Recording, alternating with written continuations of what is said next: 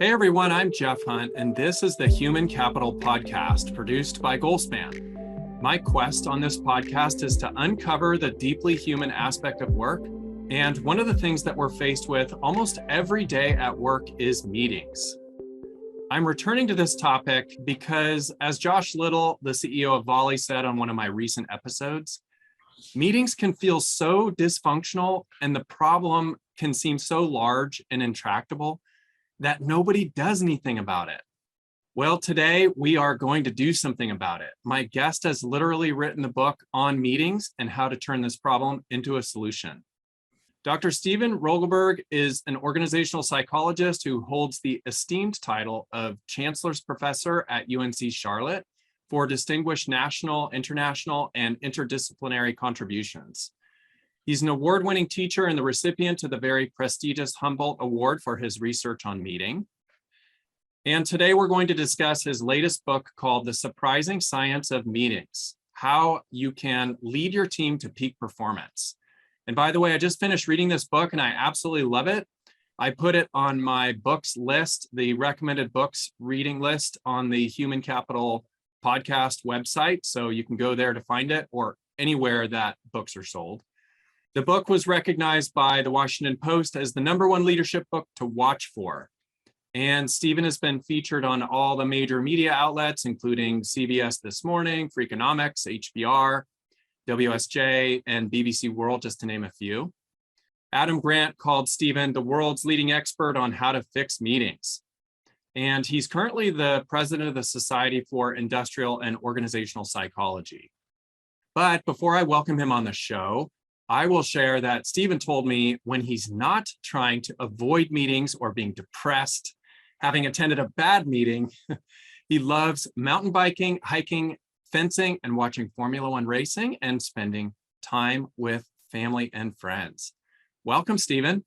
Thank you very much. Thank you for that lovely introduction. Yeah, thanks for helping our listeners try to solve this, intractable problem. Can we say that? I actually don't think it's all that intractable. Just people have to have the appetite to actually do it. So often, we think of meetings as just, or bad meetings as just the cost of doing business. And that's not true. It can be fixed. Well, that's great. And I'm excited to unpack that with you. And before we do, I would love it if you would take us back on the journey of your career. Give us the thumbnail of how you eventually ended up where you are, and also share who inspired you most along the way. Sure. As an organizational psychologist, I'd like to study issues at work that are causing distress, that are very common, and I like to try to find solutions. And when you think about meetings, it kind of fits the bill, right? We have tons of them. People are very frustrated by them. And so I thought research could be incredibly helpful. So that was why I was drawn to meetings. I just saw it as an incredibly practically meaningful question that was just thirsty for solutions. And I wanted to be part of that. In terms of who's been most inspirational in my life, it's such an interesting question. And, as I reflect on it, I don't think there's a single person. I think there's multiple people that they were pieces of who they are that I found inspirational. I generally believe that it's hard to not find something inspirational in everyone you meet. So I would say that it was multiple things from multiple people that have really inspired me to try to do meaningful work to help people. And going back to the very beginning, what brought you into academia and research, and sort of what led you to where you are? Sure. As a doctoral student, I couldn't decide what I wanted to do when I finished. And in many regards, academics allows you the flexibility to pursue multiple paths. So it was the intellectual freedom, the intellectual entrepreneurship that can occur in academics that just allowed me to, basically enact a professional identity that was multifaceted. And that's what, so it was an ideal fit. Fantastic. Now, as we sort of enter into this topic of meetings, some people might say, Stephen, that meetings are so bad. Why shouldn't we just get rid of them? Well, I mean, a world without meetings is really much more problematic if you really think about it, Jeff, because the fact is we need meetings. Meetings are where communication, cooperation, coordination, consensus decision-making take place. In many regards, organizational democracy is manifested in meetings. So the absence of meetings creates very meaningful problems. So the goal is not to eliminate meetings. The goal is to eliminate bad meetings. So to eliminate bad meetings points us to what some of the best meeting leaders are doing. Can you share a little bit about what are these folks doing that are getting it right? And obviously, and we're going to unpack the structural aspects of the meeting, what to do pre-meeting, during the meeting, post-meeting. But before we do that, maybe share a little bit about what these best meeting leaders are doing. Sure. In my interviews with thousands of individuals about the best meeting leaders, there's one description that seems to emerge associated with effectiveness, and that's a leader fully embracing their role as a steward of others' time. This notion of stewardship is very meaningful. When you're a steward, the thought of people leaving your meeting thinking that was a waste of time is very upsetting to you. When you're a steward, you commit yourself to spending a few minutes to actually prepare for the meeting. When you're a steward, you don't go to a meeting with the only hope of hearing yourself speak. You want to elevate other voices. So this notion of stewardship underlies the effective leadership of meetings. It's just plain respectful as well, isn't it? I mean, it's the best leaders have the utmost respect of the people that they work with in every aspect. And what you're really describing is respect for people's time. Yeah.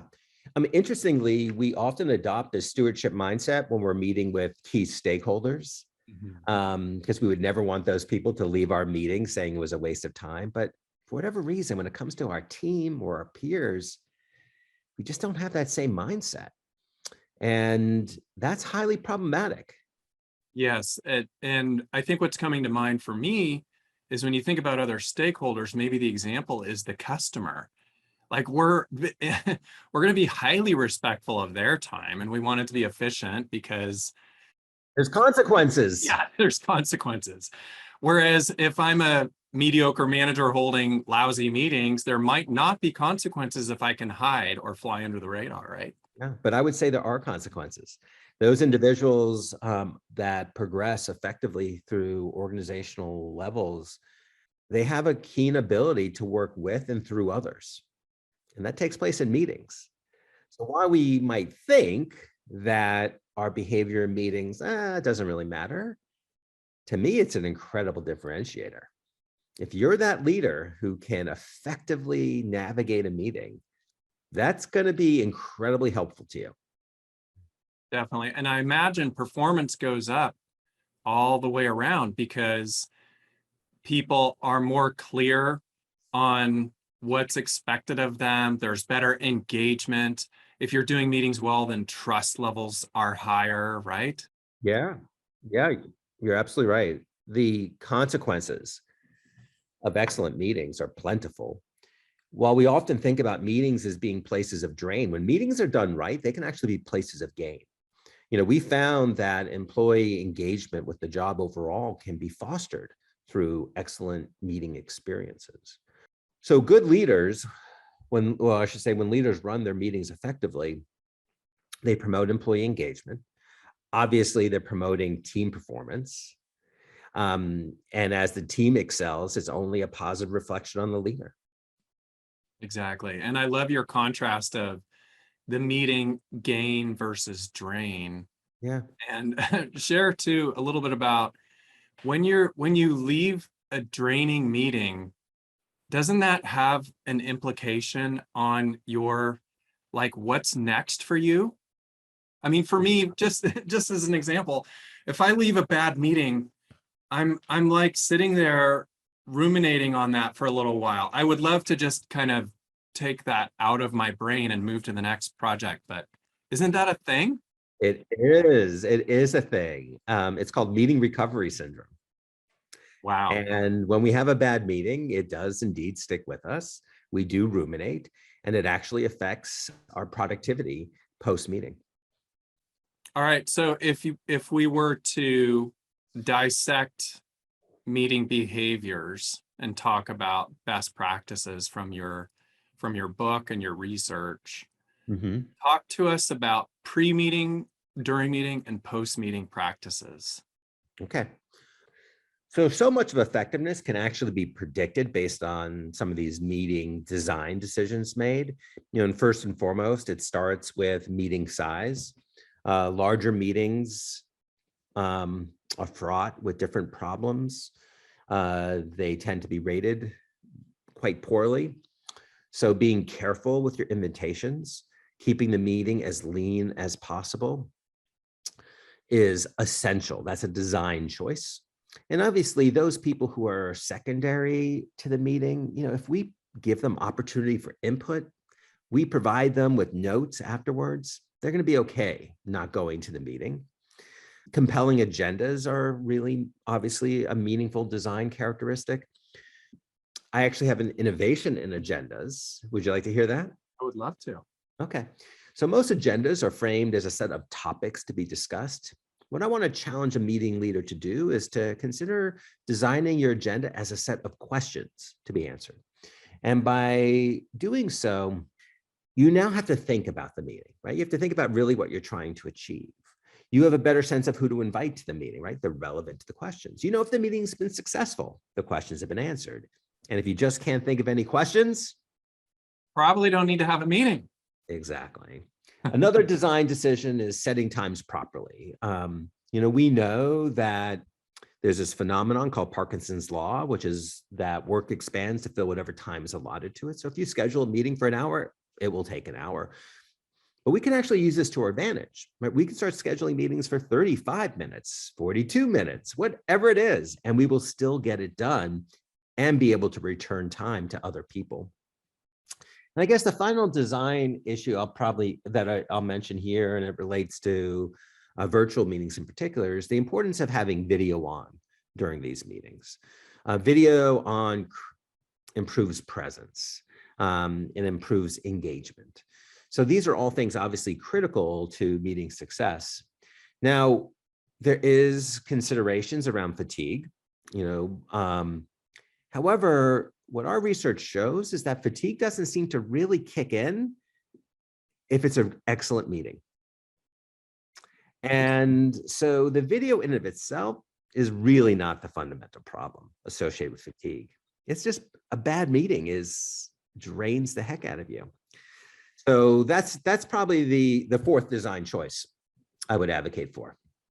Video fatigue is such a real thing. And obviously with the last couple of years of COVID, people are feeling that, and it's potentially adding to burnout and some other problems that people experience in the workplace. But one of the things that I've heard you mention that I really like is leaving video on, but turning your view of your own video off, right?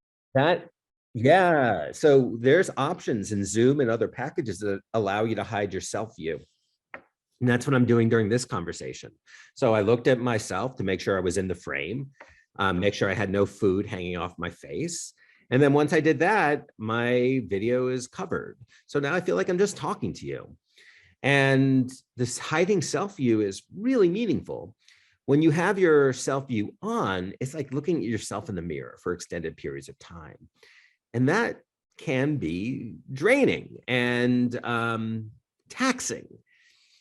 So the hiding your self view really allows you to minimize the downsides of video, but still promote that presence, which is so critical. And frankly, it reflects real life, right? When we go to a meeting, we don't have a video in front of us. We don't have a mirror in front of us. Right. And so turn off your self view and have your meeting. I love that.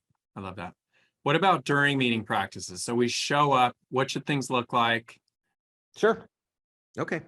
So first of all, you got to start the meeting well. Try to start it with energy, appreciation, gratitude. This helps create more of a positive meeting mood state. And that's actually a thing. The best predictor of attendees' mood in a meeting is your mood. So when you bring kind of that more positive meeting mood into it, basically the whole meeting, it will start to take on a different tenor, and which results in better decisions, more careful listening, thoughtfulness. So that's key.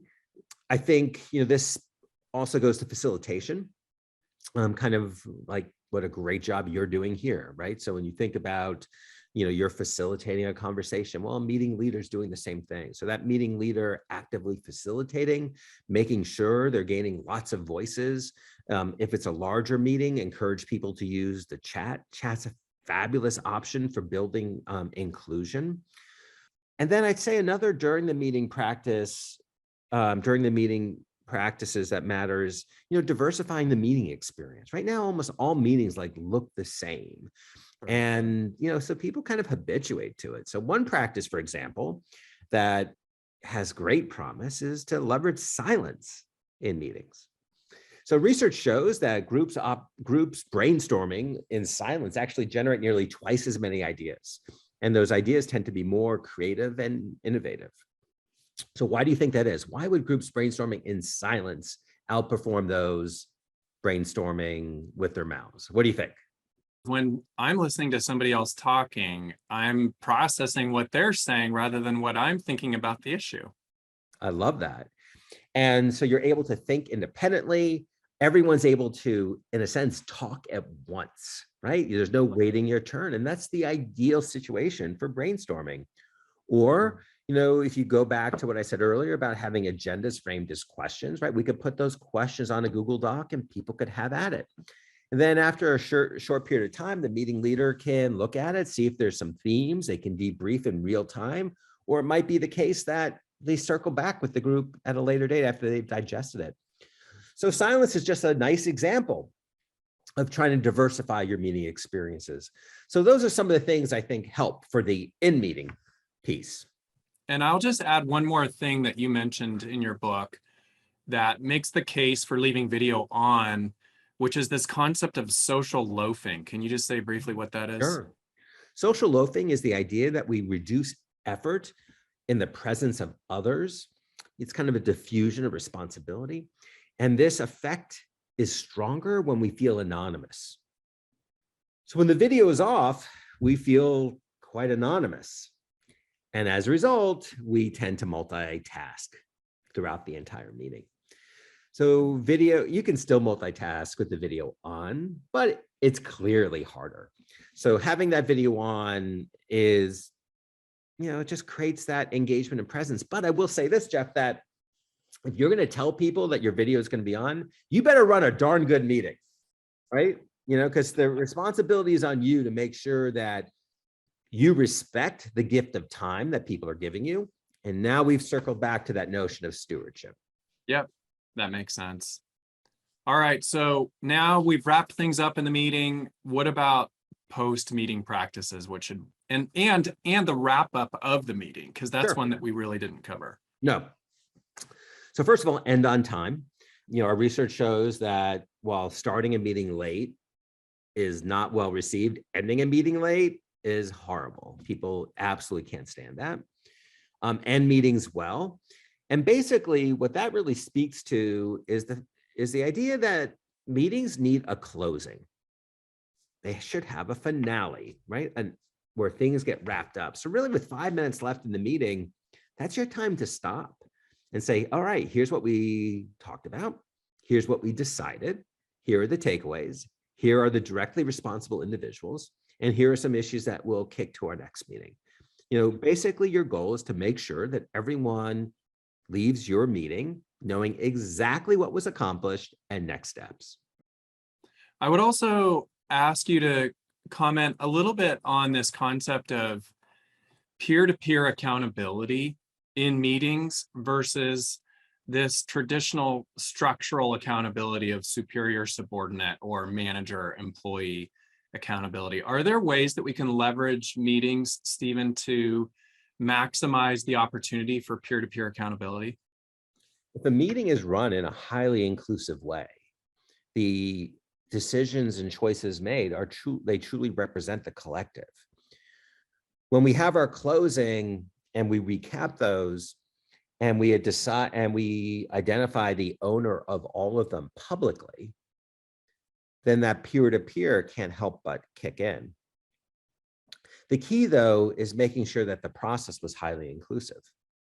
So therefore, if you don't do what you said you were going to do, you're not just negatively affecting the supervisor, right? Because the meeting was inclusive, you're affecting everyone.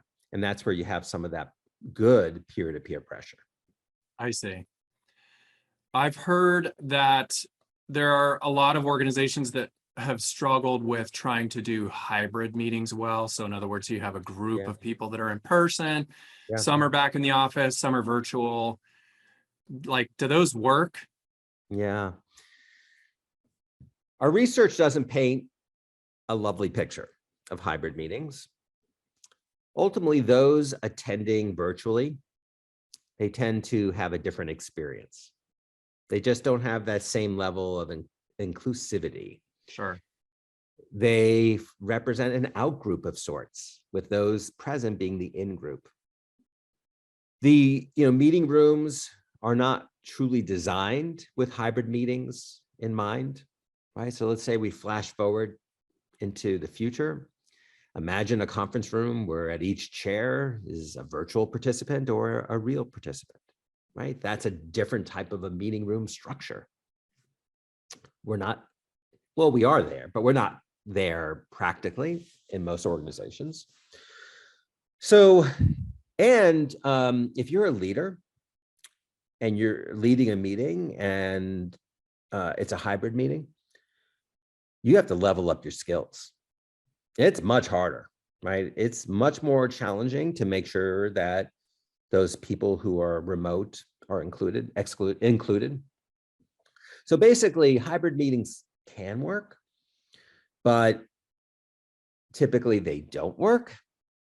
And that's due to the physical environment and the lack of skills of the leaders.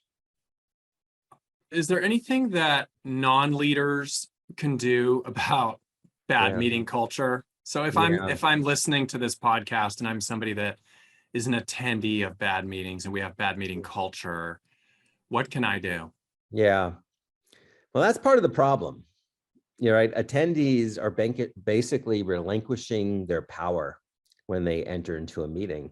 And that's where a lot of the frustration emerges. But there's still some things you can do. First of all, you can make sure that you are a model attendee, right? Behave fantastically well, listen, keep it concise, don't dominate. You can also engage in shadow facilitation, right? You can do things such as, Sasha, I know you were working on something like this. Was there anything you want to add, right? So they can actually do some facilitation behind the scenes, which is wonderful. And then finally, while we often spend a great deal of our time griping about the meetings we're in, it's often the case that we're still part of the problem for the meetings that we lead. So make sure your house is in order.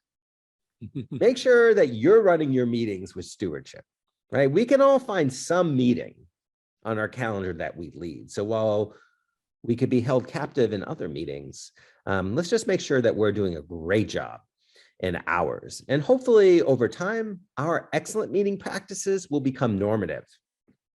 I love that. I love that. We're going to shift into some lightning round questions. I'm going to ask you some quick questions. You just give me a top of mind answer. All right. First one is, Stephen, what are you most grateful for? Well, the answer that came to mind immediately was everything. I'm just one of those people. Gratitude comes pretty easy for me. And so I get grateful for most anything. I'm grateful my pug is no longer barking. I'm grateful for the opportunity to chat with you about a passion area of mine. And so I tend to always find something I'm grateful for. What's the most difficult leadership lesson you've learned over your career? For me, I overweighted the feelings of cohesion over productivity. So when I would lead a group of very diverse individuals, sometimes I was afraid to address certain topics out of fear that conflict would emerge. And I recognized after some time that my job as a leader is actually to create that positive turbulence, create those, allow those conflicts to be discussed in a safe way. So that was the leadership lesson I learned that I think has been very helpful. Who is one person you would interview if you could, living or not? Oh my gosh, living or not? I mean, a list would be unreal. I mean, I could go historic. I could go. Oh my goodness, there's so many. I mean, we fun, huh? Yeah, that would be a lot of fun. I mean, I'd love to go from Moses to Albert Einstein to, hey, let's throw Jesus in there, Muhammad in there. I mean, there's so many fascinating people. I revel in learning from others. And so the thought of having meaningful conversations to understand what people experienced and the choices they made, that's pretty exciting. Do you have any top book recommendations?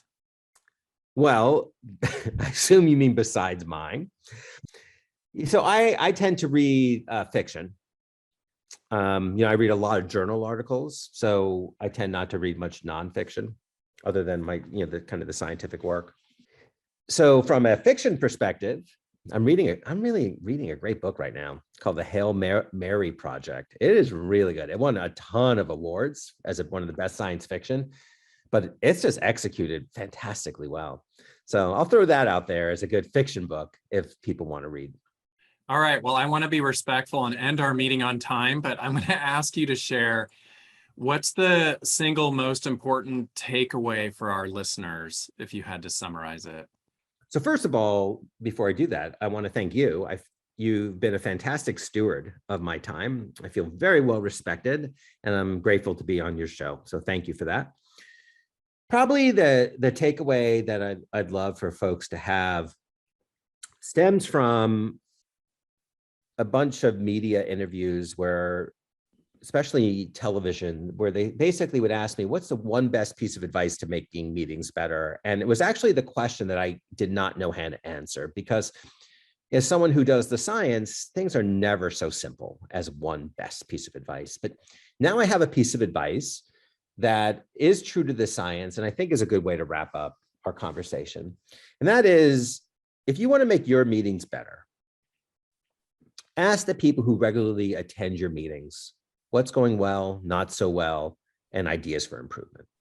Collect some information.